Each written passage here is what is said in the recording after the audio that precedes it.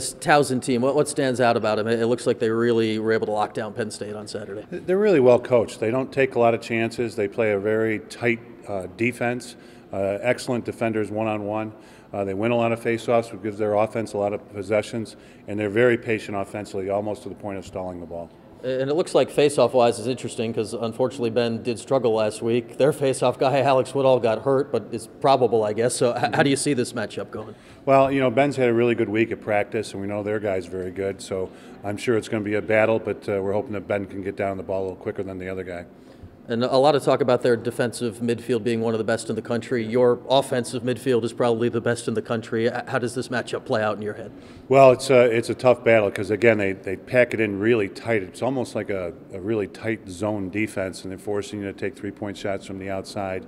And their goaltender's been playing pretty well lately. So we've got to be patient. We've got to work for good shots. And if it's not there, we just have to bring it out and start our offense all over again. Nate was saying he doesn't care what anybody says. He thinks Syracuse is the best team in the country. To prove otherwise, that's how optimistic he is right now.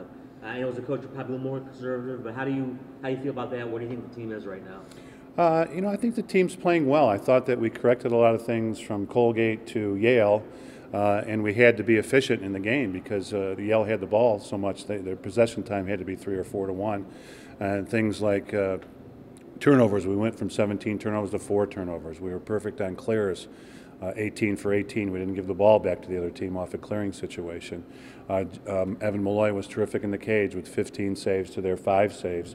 So I think in a lot of those categories, we were very efficient. That helped us win the game, and we want to continue going into Towson because I know they're going to be pretty stingy. But do you share his optimism as far as what the team is capable of right now? Yeah, well, the team's playing extremely well, and we had a great week of practice, so I feel we can beat anybody.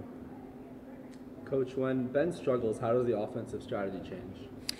Well, what I basically just touched on, we have to be really efficient in all other aspects of the game, especially against Towson, because Towson's going to be a lot more patient than Yale was if they get the ball on offense. They've been called for stalling quite a bit this year, so if we get the ball back, we've got to make sure that we're really good and really efficient going to the goal and shooting and making saves and clearing the ball. We can't give the ball back to them in any of those situations.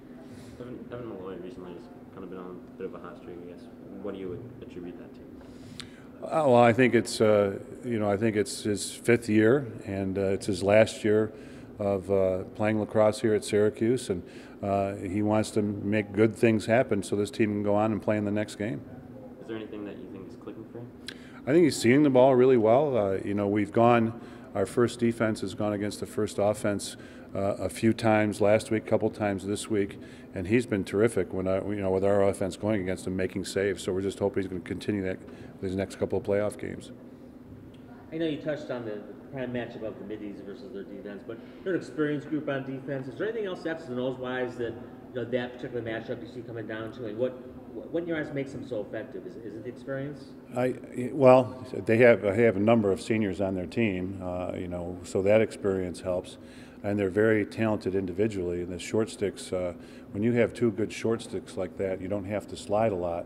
That makes your defense a lot better. And then, their goalie's been coming up pretty big for them going down the stretch here.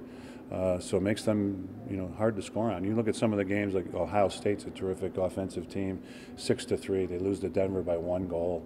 A lot of lower scoring games as far as college lacrosse and Division I level is concerned.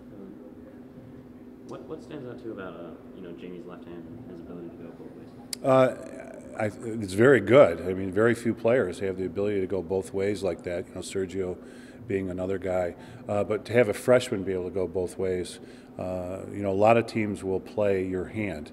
So in other words, they're gonna, if you're right-handed, they're going to play your right side. If you're left-handed, they're going to play your left side, and force you to shoot with the other hand and dodge with the other hand. And he's very good at both, and that's unusual, especially for a freshman.